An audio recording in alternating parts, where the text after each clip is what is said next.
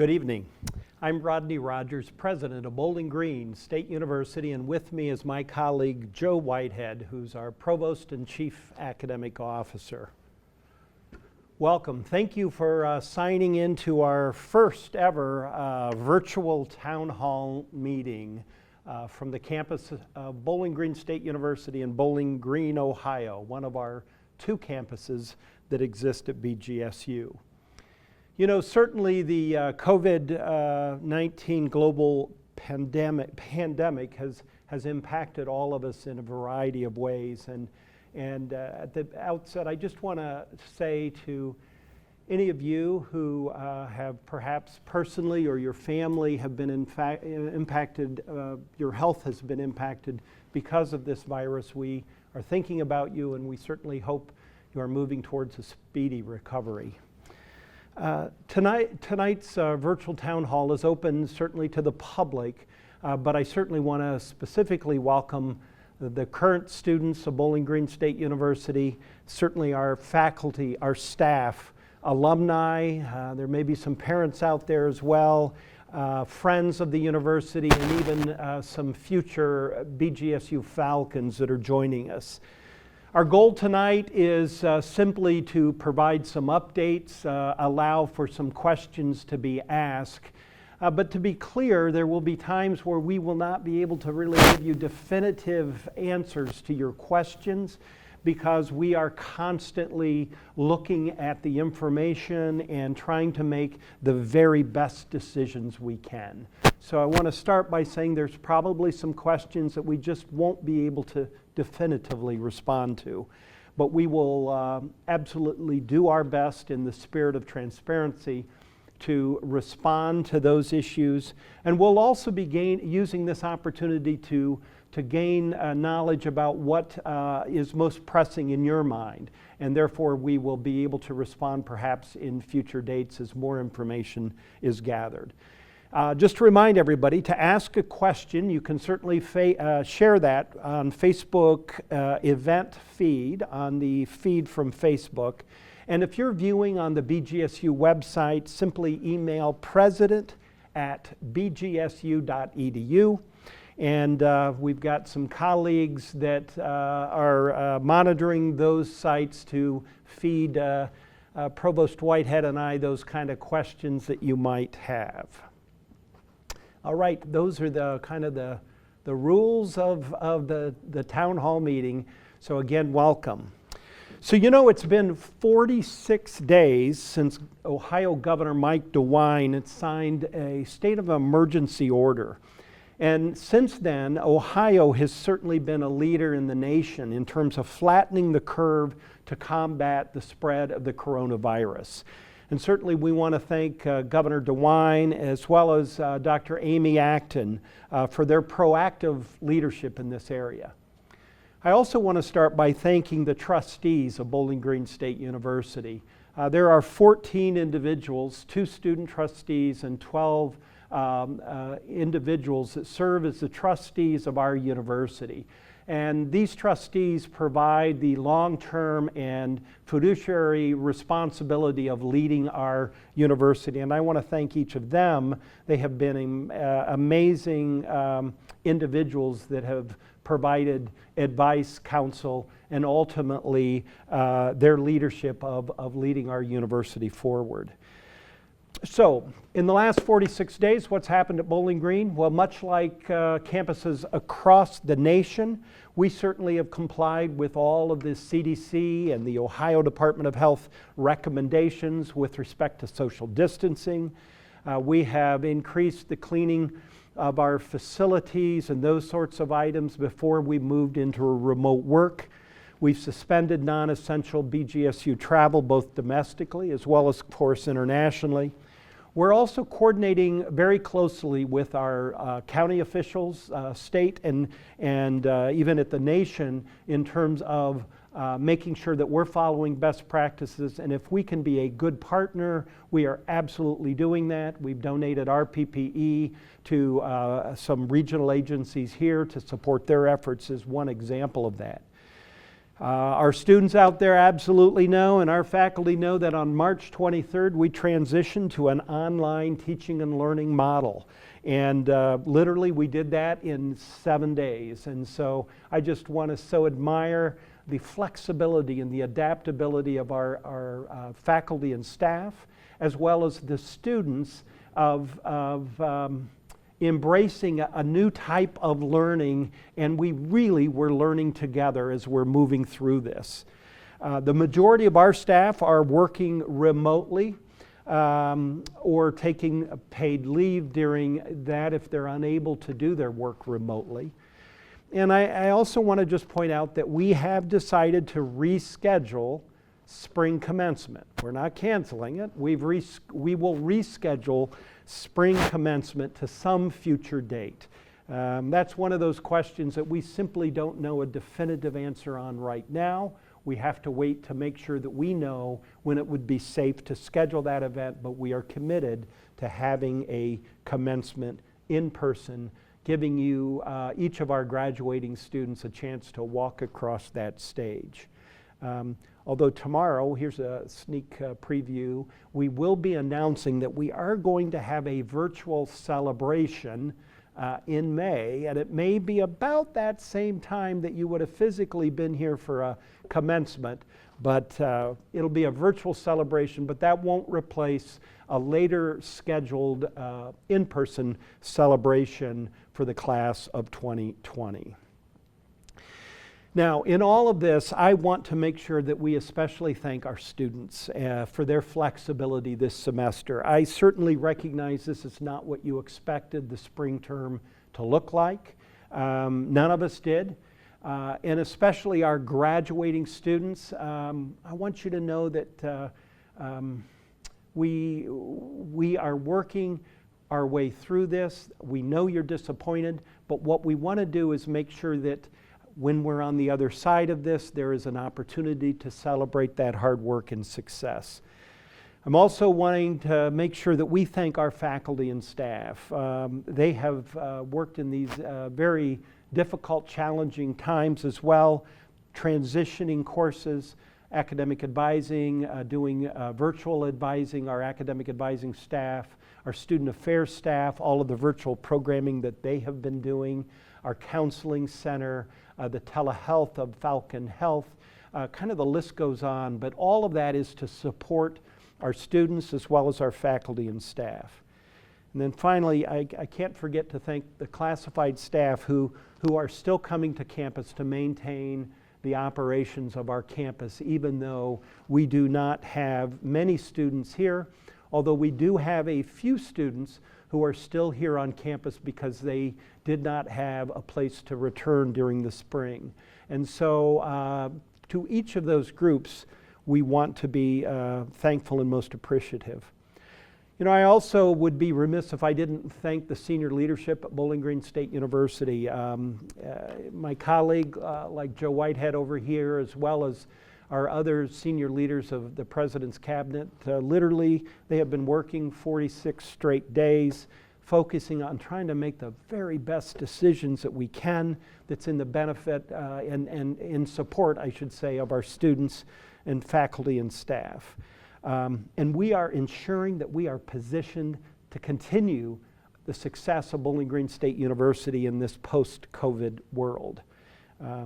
These are indeed difficult times, and you know, I can personally say, while I'm very appreciative that no one in my immediate family has had an impact in terms of health because of COVID-19, each of us, I know, have been impacted in different ways. And you know, my wife and I are parents of two sons that were scheduled, well, they will be completing their senior year in college, and we were certainly looking forward to their commencement in May of this year. But we understand that others are going through much more difficult sorts of issues. And so I just want to say that going forward, we will continue to make sure that we have empathy and we are thinking about others and all that they are dealing with as we work our way through this.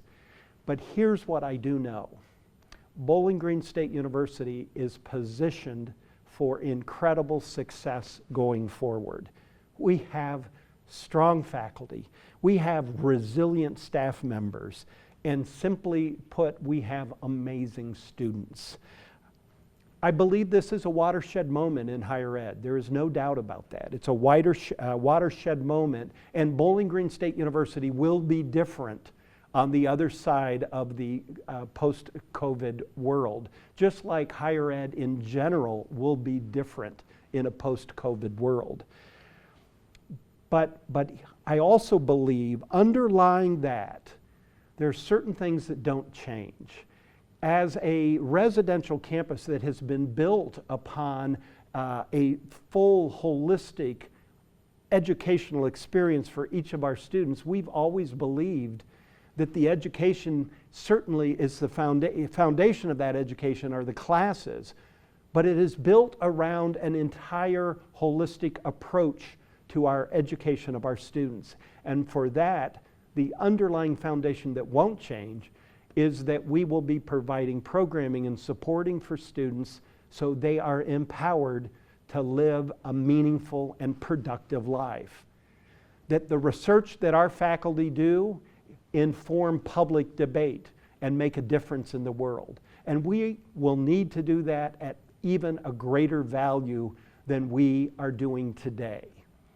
Because that is what public universities should do. That is what 21st century public universities should do. And Bowling Green State University is absolutely in a strong position to thrive in this post-COVID world. And so before we get into some questions, I do want to turn it over to my colleague, Joe Whitehead. Dr. Whitehead is our Chief Academic Officer, Provost of the university, and would like to share a few remarks. Joe. Thank you, President Rogers. This has been certainly a challenging time in higher education. And we've made significant adjustments as a result of COVID-19. But I want to also take a moment to echo President Rogers' statements concerning our students who've been flexible and also resilient in how they have responded to COVID-19. And I also want to, we just couldn't have imagined a few weeks ago what's happening now. And so we remain committed to moving students through the process, committed to degree completion. We also want to thank our faculty for their hard work, because without them, we could have not have made the shift from face-to-face to online delivery in 7 days, in 1 week. So we want to thank our faculty because they've transitioned to online teaching and learning. They've harnessed new technologies, they've learned new pedagogies, and worked to support our students during these unprecedented times. In addition, we've taken some actions to support our students. And one action we've taken is to modify our grading policy for the spring of 2020. It's more flexible. Students can choose if they want to have a letter grade, A, B, C, or D, or if they want to have pass or fail, or success, satisfactory or unsatisfactory. They can choose by the class. We've also extended the withdrawal deadline to May 8th, so they can choose if they want to withdraw from a course or not. In addition to that, for students who may not complete a course, they can get it incomplete, and they have until December 2020 to fulfill the requirements of the course. In addition to that, we know that many things are going on in this different environment, and we've been focused again on degree completion. And so we've had our Career Center reach out to every graduating senior to see how they're doing, to help them prepare for the difficult job market, to offer our resources to them to support them as they move forward. In addition to our graduating seniors, we've also reached out to every student at BGSU. Either our colleges have reached out, or we've reached out through centrally to just ask how you're doing, and just if you have any questions, how can we help you? Just to let you know that we care about what's going on in your lives. In addition to that, moving to online and learning, there were some students who had difficulty or didn't have the technology to to participate online. We've actually identified and provided 100 laptops for students, shipped them to their homes when they needed support from a technology standpoint. In addition to that, we know that the way things are evolving, we made a decision to go online this summer. We made the decision early so that faculty would have time to prepare for online classes this summer, as well as for students to make preparation and their plans for the summer. And so again, many things have changed, but we're here to support you as we go forward, both faculty, staff, and students. So Dr. Rogers, thank you, and I'll turn it back over to you for questions. Okay. Thank you, Provost Whitehead. So as just a reminder, we can take your questions certainly on the Facebook thread, but also at emailing president@bgsu.edu. So we'll start, and I know prior when we announced this town hall, there was quite a few questions that came in, and so we have some questions that have been generated prior to the event that started tonight, but we'll also be monitoring the questions tonight. So I've got a colleague here that's going to give us the first question. President Rogers, we received the first question from your email account. Can you explain your current approach that you've been using for refunds and credits for students and the rationale behind that approach? Great. Thank you for that question. So a question was around the refund policy that we've had here at the university. You know, when we went into the process and we made that decision in terms of moving to an online learning environment, what we did was, if you'll remember, that was just before spring break when that decision was made. So what we felt was the fair and appropriate approach was to do a prorated on any of the housing, prorated from, was really right in the middle of spring break when we made that decision. So we looked at the number of nights remaining in the housing contract and refunded that based upon the housing contract the individual had, that the student had, you know, single occupancy, double, triple. So everybody's was a little bit different on that, but we tried to be fair and equitable in terms of that proration. On the dining side, we swipes were refunded as well. Those have all hit the student accounts. And the Falcon declining dollars, if you will, that is on your BG1 card, those will be rolled forward, although graduating seniors or others that would apply for those to be refunded, we've also done some of that refunding currently. I believe we were one of the first public universities that actually processed those refunds. We felt it was important to get those refunds out to the student. So that was our approach. I'll tell you, there's been a lot of questions about some fees, specific fees, and so we are going through case by case to begin to think about some of the very specialized fees, and maybe I'll turn that back over to Dr. Whitehead to just comment on where we are on that analysis with respect to specialized fees. Sure, thank you. Well, we're doing an analysis of all course fees, specialized course fees, and we'll go through that analysis and see how they're used and whether or not students were able to benefit from those fees or not this spring semester. And so we will complete that analysis shortly, and then we'll be making decisions on how to address the issue in general. Okay, great. Next question. How is the university impacted by the CARES Act? So the CARES Act, as you might know, had a component that supported higher education. Bowling Green State University was one of those universities, like thousands of universities across the U.S., have received a dollar amount that has been allocated to the institution. It has two components to it. One are emergency grants that need to be given to students that have been, whose education has been disrupted by the COVID-19 crisis. And another component of that is the universities are able to apply for the other component of that to reimburse and prepare for the online learning, reimburse the cost of moving to online learning, and also to support students as they're in the online learning. So the first part really are emergency grants that are available to students.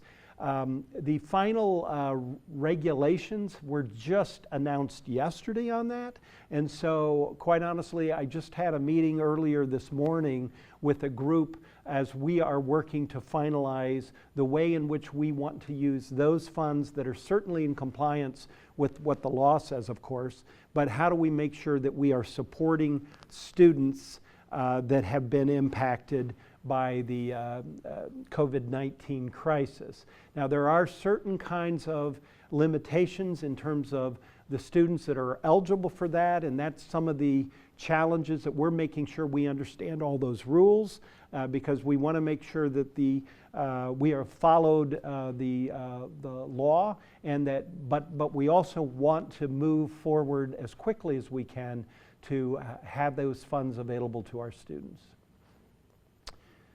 Great. There are a lot of questions on email and in Facebook about the future of face-to-face classes for fall semester. You know, so I said at the beginning, there are some questions that we simply will not be able to definitively respond to. And I think that is one of those questions. Our hope is to be face-to-face in the fall. When you think about the Bowling Green State University experience, and when people talk about why BGSU, they often talk about community, a sense of belonging, a group of people coming together, learning together, supporting each other. And it's ironic that in some ways this COVID-19 has caused us to have social distancing and to be apart from one another. So here's what I know though, is we humans, I think, we want to learn from each other. We want to work together. And so what we are planning on the fall is to make sure that if we are face-to-face in the fall, that we are putting in all kinds of ways in which we can guarantee social distancing, and that we can reduce the risk of any kind of transmission of the coronavirus. So social distancing, we will making sure that we would have places where students can constantly be washing their hands, where we can monitor every member of our community and kinds of the health, and if appropriate, we would make sure that they are isolated if they are ill. But we will be working very hard to make sure that we are following the standards of the CDC and all of those areas. But we certainly hope to be back face to face in the fall. But it is simply too early to make that decision. I can tell you that all of the public universities in Ohio, we are constantly talking with each other, working together. Our Chancellor, Randy Gardner, certainly want to thank Chancellor Gardner and his leadership in terms of making sure that we are working together, and that in the fall we will be open to, assuming we can provide a safe campus for all of our students, our faculty, and staff. So one of those questions that we don't quite have an answer for yet. Joe, there's a lot of questions about specialized courses, whether that's flight school, teachers, or physical science labs.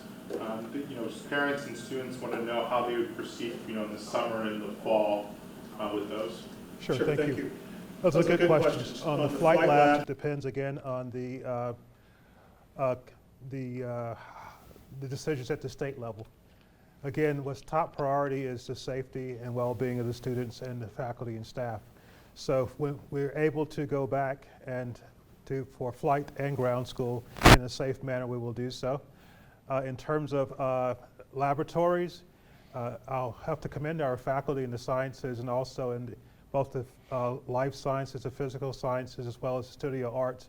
They've been very creative in providing experiences this spring for those laboratory and studio type experiences. We will continue to look for new ways to deliver these type experiences online this summer. And then we'll hopefully be back face-to-face this fall. In terms of co-ops and internships and other experiential learning. We've got our deans working with their colleagues in the colleges to find opportunities for these students. And in some cases where a student can't complete an internship or co-op, say this summer, we're looking for alternative ways they can have an experience that they can complete. And so we're looking to our colleagues on campus, we're working collectively to find solutions so that students are not impeded from progressing in their programs. Question came in from a parent regarding your coordination with other public universities in Ohio. Has there been any discussion about statewide coordination to make a decision together for all public universities? So there isn't, you know, in the state of Ohio, each university is governed by their own set of board of trustees that make the strategic decisions for the university. And but our goal would be to be coordinated, and I think I just want to say to the 13 public universities in Ohio and the presidents of each of those, and I know Joe's meeting with the provost constantly of that group. We are constantly in conversation about making sure that we are coordinated and that we learn from each other. So, you know, different ideas come up about, well, we could perhaps do this or that. Sharing those ideas, it's just been a wonderful kind of learning as we have gone through together to think through the implications of certain decisions that we're making. So we will be coordinated in those efforts. That's certainly our goal, and that's the goal here at Bowling Green. Given a couple questions around student orientation and SOAR, do you have a timeline on when to transition that to online, given we've announced summer classes have gone online? Yes. So question about SOAR online. Joe, do you want to take that? I'll take it. We have a group of people working on that, and we've made a decision to have virtual SOAR. And so the preparation, again, is in place, and we will, we think it actually will help. Instead of just a one-day experience in the summer, now this will be a summer experience. The initial engagement will be virtual, and then we'll keep communicating with students throughout the summer. And so we've made that decision, and we're excited about the ideas that have come forward from the group that's working on SOAR. So to the students, the new students coming in, we're going to give you a little bit of a virtual learning experience all summer long as you transition to Bowling Green during this SOAR, which stands for really orientation and the registration for our newest students. So, next question. Okay, so if the university is online or then in face-to-face in the fall, when we do transition our students back to our campuses, what are the contingencies plans around social distancing and preparing to be a COVID-resistant campus, if you will? Yeah. So, and I'll say a few comments, and then Dr. Whitehead can add anything you'd like. We've got groups formed that are working on and looking at best practices as well. A second ago I mentioned about a statewide effort. There is a statewide committee of all the public universities that are also working on making sure that we have best practices and that we would follow those across the state universities in Ohio. You know, there's a lot of different approaches and ideas that are out there. We haven't come up with the final list, if you will. But everything from trying to think about how do we think about technology-infused courses that are perhaps a bit hybrid, where we may have larger groups of students kind of online, but then small groups of students are the ones that meet in appropriate space where they can be socially distanced, and that could be where the discussion groups occur.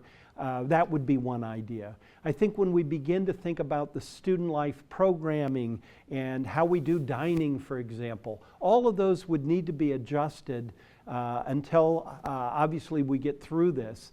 But there's ways in which we can greatly reduce those sorts of risks. I agree.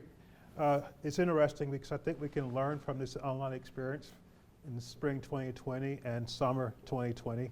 We can take what we've learned in terms of delivering the courses online. If we can integrate that technology and those techniques back into the face-to-face situation, we can achieve the social distancing that will be required when we do return face-to-face. Has there been a time, so looking at students who have returned to their permanent addresses and moved out of their on-campus rooms, has there been a timeline or planning around when they can retrieve their belongings from campus if they're still here? Yeah, so as you know, we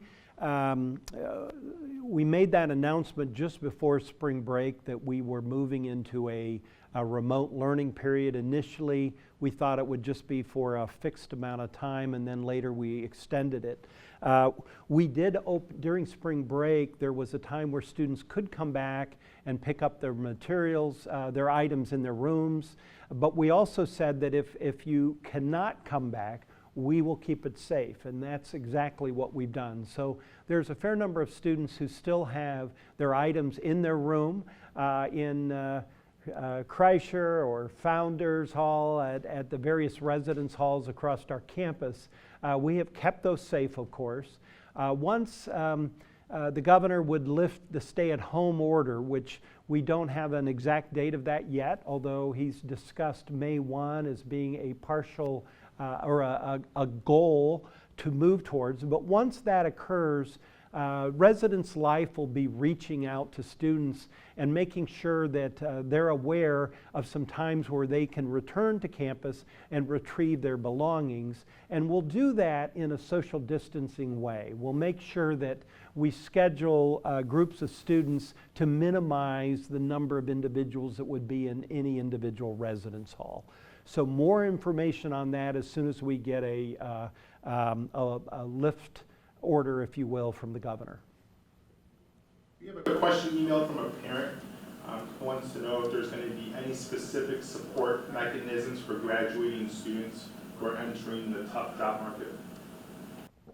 And I'll turn that over to Provost Whitehead a little bit on what the Career Center is currently doing, and I'll have a few other comments. Okay, perhaps. yes. Yeah. I mentioned earlier that the Career Center had reached out to over, I think, 3,000 students who were graduating seniors to engage them in communication to see where they were, what their plans were, have their plans changed. We also did a survey of employers and got feedback from employers as what their plans are. Have they delayed internships? Have they delayed starting job dates, et cetera? And so we'll be working with those students to find ways to identify opportunities for them as the job market continues to evolve. And so we reached out to help students understand the resources that we have at the Career Center. And we'll be more proactive as we go forward. I might add, I think there's also opportunities as we work with the alumni of Bowling Green State University, 187,000 alums spread throughout the world, in terms of how do we leverage that network where their opportunities are. BGSU, we're a member of the Ohio Business Roundtable, for example, and they've been very involved in trying to find ways to make sure we match talent with where there are opportunities, because there are companies that are hiring right now. There's organizations that are hiring. Certainly the school systems, we have a lot of graduates going out and they'll be teaching, they'll be starting their teaching opportunity. There's certainly opportunities there. But I know in terms of the impact of the COVID that it's had on our economy, in the for-profit sector, there may not be as many opportunities. So what we want to do is make sure that we've identified those organizations that are doing hiring and making sure that we've got those linked to our current students. So here's what I want to say to any of the graduating students out there who are looking for opportunities. Make sure they get in contact with our Career Center ASAP. Make sure that we've got you've linked. And so as we work on finding these other opportunities, we just want to make sure you get connected. So I urge you to do that right away. You mentioned about staff working remotely and the governor's May 1 decision on solely reopening businesses.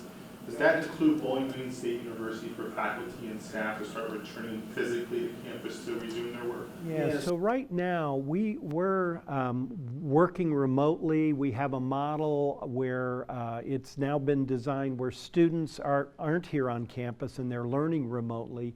And so we have minimal physical staffing here on our campus. And then we have the remote work of our staff that are doing everything from academic advising to other activities to support our students. We intend to continue that model at this point in time. So the governor talked about a May 1 is for some businesses to potentially come back online. At this point at Bowling Green, we will maintain where we are as we begin to think about the reopening that will occur a little bit later. Commented about social distancing if students were to return face-to-face and what that would look like for academic and co-curricular experiences. We have a couple parents asking about residence life and would that impact their students' room, or if they have a roommate specifically. Yeah, those are, it's a great question, and it's some of the things that we've got a planning group looking at right now. So what does residence life look like in a way that we would reduce the risk of the COVID-19, the coronavirus? And so there's a variety of options, everything from having not as many choices, quite honestly, in terms of the number of individuals in a room and those sorts of things. And then also, you know, looking at shared bathroom and restroom facilities and how that might all work. So we are looking at those sorts of issues, and what we want to do is make sure that we are following standards that are considering the health and safety of everyone, certainly our students living on campus. A couple more questions relating to fees. Can the university provide any relief for out-of-state fees, and what's the rationale behind that? And also, are you looking at summer fees and possible reduction? Okay. So out-of-state fees, you know, part of the reason we charge out-of-state fees, and most states are, in fact, I won't say all states, I don't know, but most states, many states are like that. And here in Ohio, they certainly are like that. We have out-of-state fees, and part of the reason is because the in-state residents, the state is providing partial support, what we call the state share of instruction, which is additional support for in-state students taking courses at Bowling Green. And therefore, out-of-state students, we do not receive that support from the state for out-of-state students. And therefore, the out-of-state rate tends to be a little bit higher to make up for the amount that's coming in for the in-state student. So that's the reason there is a distinction between out-of-state and in-state. Now, we do have reciprocity with some counties in the state of Indiana, and so any of our out-of-state students that perhaps are in some of those counties along the border of the state of Indiana, they are receiving in-state tuition because there's an agreement between the two states of Indiana and Ohio with respect to that issue. So at this point, we don't see a change. Now, we are looking at a variety of different models, you know, in terms of the summer. I'll say this, that we're working on modeling out how we may make an adjustment in the general fee for this summer for the students that are taking online courses in the summer. We hope to have that decision made here in the next week. Provost Whitehead, we have a couple of questions regarding our research agenda. How does COVID-19 impact spring research activities, summer, and also planning for the fall? Sure. Thank you for the question. In terms of the spring, we had to ramp down our research activities in order to observe social distancing. And so many of our students and faculty are working remotely where possible. And then going through the summer, again, it depends on the governor's orders and when we can come back and observe social distancing consistent with the orders that are put forward. And then going to the summer, to the fall, again, we have to consider the social distancing. So it's a question I can't give a definite answer to. I can just say that we'll observe safety and we'll observe the orders of the governor, and we'll ramp back up as quickly as we can based on those decisions that going forward. There is some research that is ongoing that is critical, and there are some special approvals given for that type of research. President Rogers, if we return to face-to-face teaching and learning in the fall, what's the impact on intercollegiate athletics, especially relating to competition, NCAA and MAC relation? So, you know, and I'm sure you've read a lot in the news on athletics and, you know, the future of collegiate athletics. Certainly the fall across the nation, but right here in the Midwest especially. Football is a very popular sport and one that is alive across college campuses, but a variety of other sports. Obviously, men and women's soccer is a fall sport as well, and you know, Bowling Green in soccer, we've you know, two-time defending MAC champions on the women's side, in the championship of the MAC on the basketball or on soccer in the fall for the men's side. Obviously, basketball, you know, we've had some great success. At this point, you know, if we are open face-to-face in the fall, as we are planning to be, we will have athletics at Bowling Green State University. Although we will be, as a member and as a Division I NCAA member, will obviously follow the standards that are instituted by the NCAA and the Mid-American Conference, of which we are a member. But I'll also say that I think this coronavirus has caused all kinds of not really an opportunity, but it's causing us to reflect on a lot of things in which we participate in. And so we are looking closely at making sure that we're achieving all of our goals as a university, certainly as it relates to athletics. But I can simply say that at this point, you know, we are planning to be open in the fall, and we are planning to have a robust athletic season in the fall. A lot of comments and questions regarding positive cases for our region for COVID-19. Is there any coordination with local health agencies and organizations? And also, what is the role of Falcon Health play in that? Okay. So we have had some certainly cases here in Wood County. So as you probably know, we're a real college town here. The city of Bowling Green is, we're not a large city. The university certainly makes up, when all our students are here, makes up a fair amount of the population of the city of Bowling Green. And so we're naturally a less populated density in Wood County. That said, we have had some cases and some deaths here in Wood County as well, and we certainly are thinking about those families. We are coordinated with Wood County Public Health, the health department. Ben Beatty every day, my colleague and Ben Talk, we're coordinated with the emergency management, EMS, for our region. We are working closely with Wood County Hospital and then also the Northwest Ohio Hospital Association. So we've had a lot of work coordinating regionally. We've been fortunate that we've not seen many or as many cases as perhaps some other areas of Ohio have had. But we are monitoring that very closely and are certainly hopeful that we don't see a significant increase at this point. Although in the last few days there have been some increases, but there again we are in a relatively or a less dense populated county than many of the other counties of Ohio.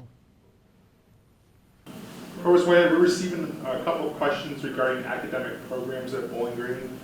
The first one is, given COVID-19 and the impact of the global pandemic, do you anticipating growing public health and pandemic planning programs for the College of Health and Human Services? Given that we're doing the majority of our learning online and teaching online, are we going to grow online academic degrees? Yes.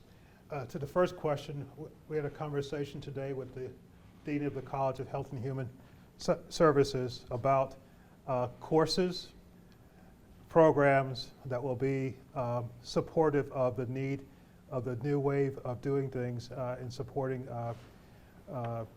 research, supporting the need for professionals to understand epidemiology, et cetera. And so, yes, we're looking at those things now because there's a great need. And what better place to have these things occur than Bowling Green State University. And again, we're looking at more than just degree programs because we're looking at bundling courses together so a person can get the expertise and knowledge needed in a short period of time. And we have flexibility to change those courses as the need changes. And give me the second part of the question again. Growing online programs. Growing online programs, yes. In a targeted way. Again, we want to grow online programs where there's need, where it's beneficial to students and beneficial, again, to the society as a whole. We can't do everything, but we want to do the strategic things to move forward, and online programming is central to that. And I'll add, Provost Whitehead, we graduated a group of BGSU nursing students early, just last week, so they can be out in assisting the healthcare system. Nursing is actually one of our fastest growing majors, even before the COVID-19. We saw great growth in that program, as well as a variety of other health-related programs. And certainly we have a long tradition in public health in terms of the master's program as well. So those programs have been growing rapidly. We've had a nice relationship with Bon Secours Mercy Health and Mercy College, and as well as with the various other institutions that we just most appreciative of. And I think more than ever, I think we're going to see more interest in a post-COVID world. I think we've begun to see how everything is so linked and intertwined, and the importance of thinking about public health, the importance of thinking about how we can serve and help each other. And so I just want to appreciate all those BGSU alums that are out there serving on the front lines right now throughout the nation. A few weeks ago, I guess it was, we had an opportunity to celebrate a lot of those individuals, and they sent us quick pictures of them working on the front lines, and certainly inspired to see the impact that alums of Bowling Green State University are having, and just to all healthcare workers, and whether they be medical lab scientists that are doing the testing, to the nurses, to the doctors, to anyone working in that space. We are very appreciative of their work. Provost, we have got a lot of questions around study abroad planning for the fall, especially around regardless if we go face-to-face or online learning. If students want to study abroad in countries who are opening up, what does that look like for kind of implementing that? Yes, we have a group looking at that also. I think, again, the key part of this is the safety of the students. And so we'll look carefully what the opportunities are, if it's safe for the students to go abroad, and we will support that. But again, we have to be very careful and make sure that the health and safety of the students is paramount. You know, and I think the study abroad, so, to the provost's point, the importance of those sorts of experiences so that we really have an appreciation and an understanding of the world in which our students will go out and work and lead is so important. And I'm reminded Quinn Eberhard. Quinn is a young lady who's graduating this spring. She won a very prestigious award, the Goldwater Scholarship Fellowship, and winning a Goldwater is almost, not quite, but almost like a Nobel Prize, certainly at the undergrad level. Maybe not quite to that level, but certainly the Goldwater is a very prestigious award, and we're just so proud of Quinn and her winning it. She's in the sciences area, and a big part of Quinn and this national competition that she won to be awarded this, a lot of that had to do with her study abroad experiences here at Bowling Green. And so that's why we've got to make sure that we find, when it's safe, we have opportunities for our students to have those experiences. And in the short term, we may have to do some of that virtually. So we can still understand, and our students have an appreciation for cultures throughout the world. I agree, Yep. I agree. Give me a couple questions about our large signature events on campus, specifically homecoming. I know there's some implications around face-to-face and online, but do you have a timeline on when you can let our alumni know, or how we'll let our alumni know? So at this point, homecoming had been announced to occur in early October, and that is currently our plan. Our alums would also know we're in the middle of a comprehensive campaign to raise funds for the future of Bowling Green, and making great success there, and that is when we were also going to celebrate the conclusion of the campaign. So it was, our planning is that would have been, will be an amazing weekend, assuming we go forward. At this point, our assumption is yes, absolutely. But as we get into where we are in the fall, we may need to make some adjustments, of course. We should probably have those decisions made certainly by mid-June, is certainly our hope to have certain decisions made about the fall. Getting a couple questions regarding enrollment and what enrollment planning looks like for the fall, how that's impacting the student experience. We have preliminary numbers. Yeah, our enrollment projections for the fall are very solid indeed right now.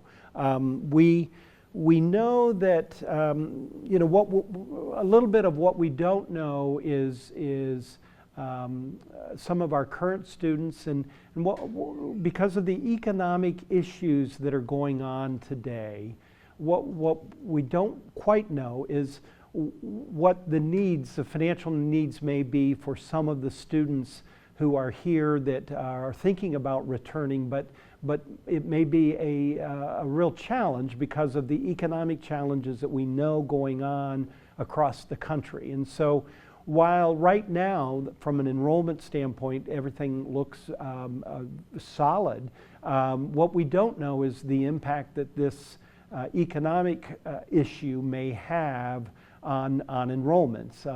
Often in economic downturns, there is impacts on enrollment. We do know that the state of Ohio, the governor has asked us to do some planning on terms of a reduced amount of state share of instruction. That's the support that the state provides the public universities. So all the public universities are going through that planning of a reduction in that amount for this next year because of, quite honestly, the state tax revenues are down. And they're down because of how the economy was negatively impacted by the coronavirus.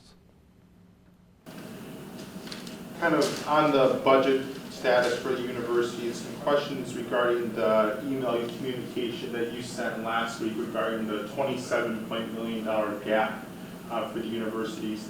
Two questions: does that have an impact on employees, faculty, and staff? And the second question: what does that mean for student tuition? Right. So we're I'll start with the tuition, student tuition. At Bowling Green State University, we have a guaranteed tuition. That means the student that comes in during the fall term, that fall term we guarantee the tuition for the next 4 years. So there will be no changes in the the tuition guarantee that we have provided our students. So the tuition will not change. We made that promise, and we're committed to that promise that that would not be increased. Now, in an online world, in terms of the general fee and such, you know, we're contemplating, you know, what would that look like if we weren't face-to-face in the fall. So we're doing some looking to see what we could do in that case. But with respect to increasing the tuition, there would be nothing like that. In terms of the impact on the university, we are modeling, just like I think every university across the nation right now is modeling a reduction in our overall budget, which does have impact. But what we are trying to do, and I want to really call out Provost Whitehead and our CFO, Sherry Stoll, and Sue Houston, but each of our deans and our vice presidents have been working very, very, very diligently to say, well, how do we do certainly the same, if not more, for a little bit less? How do we address a challenge as it relates to the budget, but that we do not impact our opportunities that we're providing our students to ensure that our students will still be successful? That said, the budget reduction is not insignificant, and as such, we are trying to be very strategic in thinking about certain areas that we will need to back off from. We will need to eliminate some duplicate initiatives, perhaps. We are evaluating some initiatives that perhaps are not as effective as they could have been or should have been. We're walking away from those. So there will be, I want to say that there will be impact on some of the current employees of Bowling Green State University. And I certainly regret these sorts of decisions, but we want to make sure that we're being very careful and thoughtful in that analysis. But our goal is to make sure that the institution is positioned for continued success. And how do we do that? We do that by making sure that we have academic programs that support each and every student so they can accomplish and meet their goals, that they can be prepared to live a meaningful and productive life. They're prepared to embrace the world and make a difference. Anything you want to add to that, Provost Whitehead? Really tough times. We spend a lot of time talking about the human element as we look at these budgetary issues. And again, unexpected. This coronavirus is impacting the entire world in general, and BGSU in particular. And again, we are looking very carefully at things. We're getting input from across the campus at how we can achieve the goals that we need to achieve in the best way possible. A lot of questions regarding the $27 million figure. For those of you who didn't receive the email or read it in the press, kind of how we got to 27 for the main campus and the $2 million for Maryland. So a question around the budget deficit. As you know, the Bowling Green campus is much larger than the Firelands campus, and but we both receive support from the state of Ohio, and a component of both of our budgets is state share of instruction. So we've modeled a 20% reduction in the state share of instruction. That's what the governor and the chancellors ask us to consider.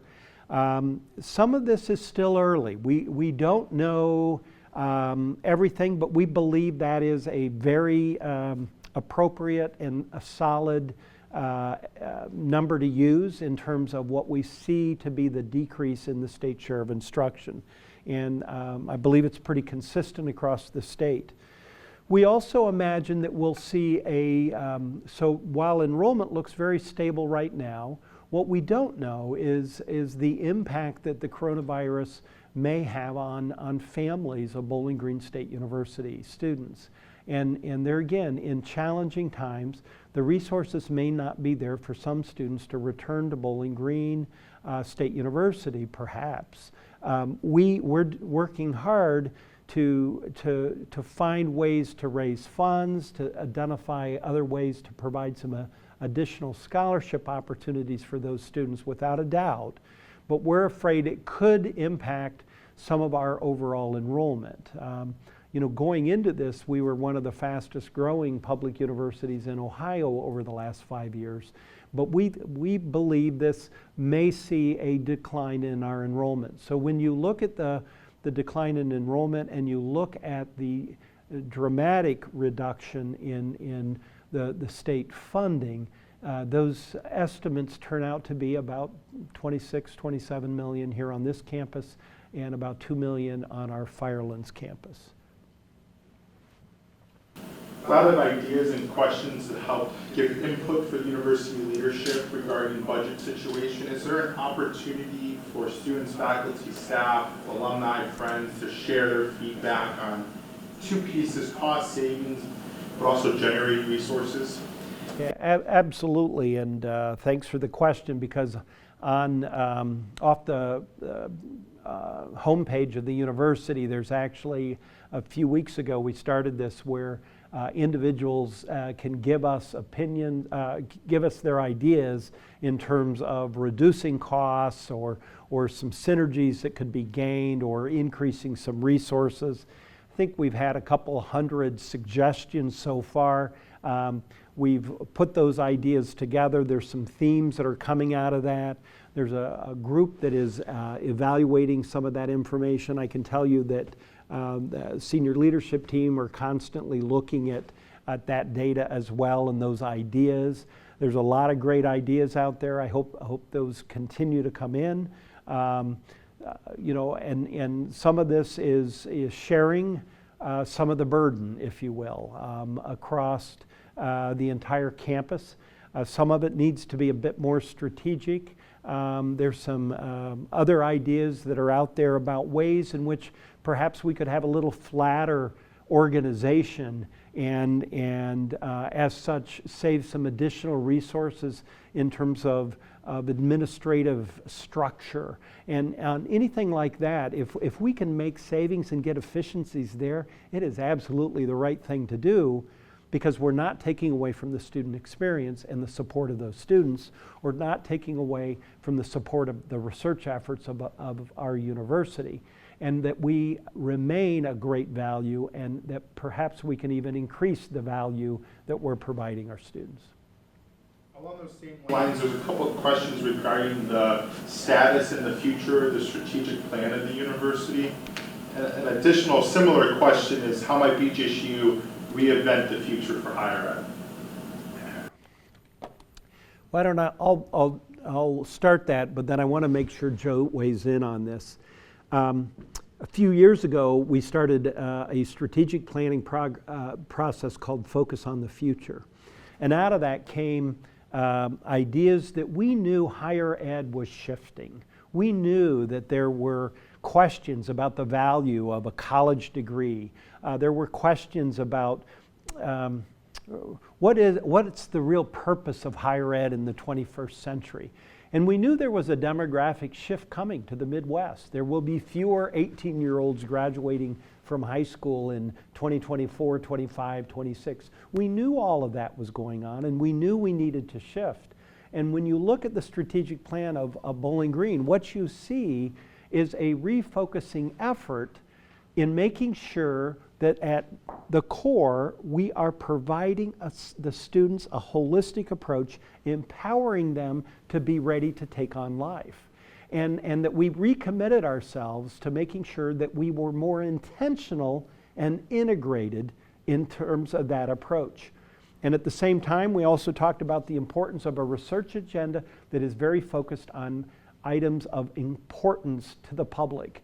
Before we got into this, you might remember the water quality, which is a public health issue as well, but the water quality in Lake Erie and across the fresh water in the United States, Well, we're paying a lot of attention, appropriately so, to the coronavirus, but the water quality is also an issue that we can't forget, because that is also a public health issue. And so the work that we are doing in public health in a variety of departments across campus, we were working hard to connect that to the public good. And that was a part of our strategic plan. The whole idea of the concept of making sure we remain a great value. An important imperative of the strategic plan was that we are thinking about how we're organized. How can we change some of the things we're doing to become more efficient? Because we want to remain and even become a greater value. It seems to me the coronavirus speeds all that up. We have to achieve all those goals more quickly than we ever thought we needed to. And that's why, in many ways, I'm so appreciative of the staff, the faculty, and the leadership of the institution, because we are working on those issues, but now we are focused more than ever to achieve those much quicker. Provost Whitehead? Sure. We have to accelerate everything we're doing. I'll just throw a few notes here. One is that one of the priority initiatives is to add programs in high demand. We mentioned healthcare earlier, nursing. We're looking at other initiatives in healthcare also, because that's a growing need, a pressing need. And in addition to that, applied engineering and advanced manufacturing. As we look at what's happened here with COVID-19, we found that we don't have the supply chain and manufacturing we need here in the US. So as we look at these strategic type programs that we can add at BGSU, it supports the public good and supports individuals and families in their lives in finding meaningful employment and steady employment. And so focus on the future, again, lines up very well with the changing of higher education and what we need to do to address those challenges. And in doing so, we were focused on the year 2025, year 2026. And as President Rogers said, we have to now focus on the demographic shift and the challenges in the year 2021, year 2020, and the year 2021. So we have to be more urgent about what we're doing. But focus on the future is still the guide post, if I can say it that way, as we move forward. You know, and I'll just add one final comment. When you look at the strategic plan, it also talks about the importance of diversity and belonging. And so more than ever, I think this pandemic has demonstrated how connected the world is, how interconnected the world is, and the importance of making sure that each member of our community is supported, and that they can achieve all that they can achieve, that they are challenged. We push each member of our community to achieve a high level of excellence, but that we support each and every member of our community, and that we have an appreciation for others from different backgrounds and from different parts of the world, different parts of our country, different parts of our communities. How do we make sure that we are the kind of university that is learning from each other, supporting each other, understanding each other? Because the world, our community, the world is so interconnected. And this virus has, I think, shown that more than perhaps ever before, the connection that exists among the humans on planet Earth. There are a couple questions about what are we doing to support our students, especially those who are struggling financially, and there are opportunities to access not only the CARES money, but student emergency money. What services are we providing? Yeah. So the Student Emergency Fund, we have a Student Emergency Fund. They've distributed a little over $190,000 to about 541 students so far. I want to thank, we had a very generous group of alums that donated considerable dollars towards that $190,000. We had over, I think, about 600 individuals, alumni and friends of Bowling Green. Faculty and staff were also donors, I know, to that fund. And that goes to students who are having issues with rent, with food, with those sorts of issues. Those applications, we would encourage students to continue to apply. We're working to replenish some of those funds, and certainly we're working to use some CARES dollars, the CARES Act, and the funding there that we can use to support directly to the student. We're in our final 15 minutes, so I just want to ask a couple other questions that are coming in, especially regarding our relationship off campus with the City of Bowling Green. Are we partnering with them related to off-campus housing, or especially the experience for students who live in town? Right. So we are, we have a very, very strong relationship with the City of Bowling Green. The mayor and I are in constant contact back and forth, certainly, and as I previously mentioned, Wood County Health Department and certainly the City of Bowling Green and Wood County Hospital, we're constantly interacting with the community, making sure that we're aligned. The other piece is we have students that have rental lease arrangements off campus. Some of our off campus students. We understand that they are constantly, or they're trying to make certain decisions about next year as well. We want to help when we can. But keeping in mind that those are private individuals or companies that may be managing or owning those properties, and a lot of that is up to them. But we want to be a kind of a part of that solution if we can find a way that provides our students with some flexibility on those issues. But that's kind of where we are right now. For students who are learning online this spring semester and summer, how can they stay involved and stay engaged at the university? Yes, we launched a virtual engagement through Student Affairs as a way to help students stay connected, exercising virtually in the morning together, other activities like that. We also have services to virtual engagement with the counseling center if students need help that way. Also virtual telehealth, I can put it that way. So we're looking at all these types of support services to help keep students engaged with each other and also with the campus community. Just before before spring break and before the coronavirus was impacting us, so the students will remember that we introduced the robots to campus. And the robots were a automated delivery approach to serve the students on campus.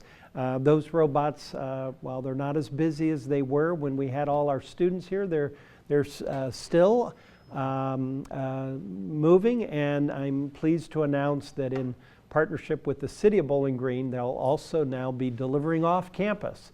And so when you all return, you're going to see robots delivering food and services across different parts of the City of Bowling Green, both certainly on campus but also off campus. So we're excited about that as a partnership, and quite honestly, part of that partnership is being able to then do delivery of food and those sorts of things to individuals that perhaps don't want to go out in the stay-at-home order. So part of that is also partnering with the City of Bowling Green on a public health issue. Final question before some closing comments. How can our students, outside of our students, faculty, and staff, how can our parents and alumni stay up to date with our plans and actions regarding COVID response? So we are trying, working very hard to be as transparent and communicative as possible in terms of how we engage. We will continue to be sending emails. I would ask that you check our website. We try to keep that website open and up to date constantly.